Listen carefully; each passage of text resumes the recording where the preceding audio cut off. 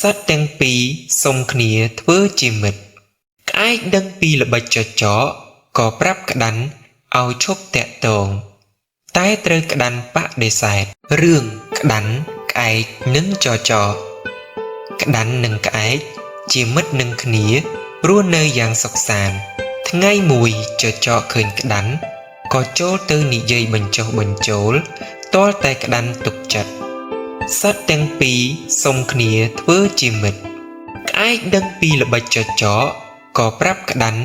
ឲ្យឈប់តាក់ទងតែត្រូវក្តាន់បដិសេធល្ងាចមួយចចកឃើញអន្ទាក់ព្រានក៏បបួលក្តាន់ទៅរកស៊ីនៅទីនោះដើម្បីឲ្យក្តាន់ជាប់អន្ទាក់ក្តាន់ជឿតាមចចកក៏ភ្លាត់ទៅជាប់អន្ទាក់ព្រាន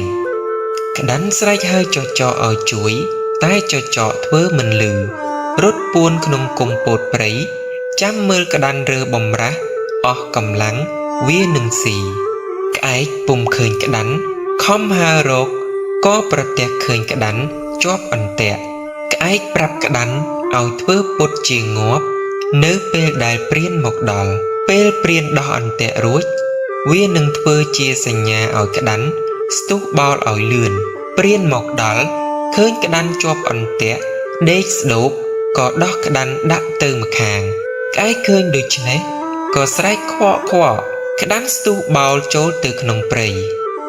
ព្រានក៏ស្ទុះទៅយកលំពែងពួយសំដៅទៅក្តាន់តែជួនជាចំកន្លែងចចកសំងំនៅ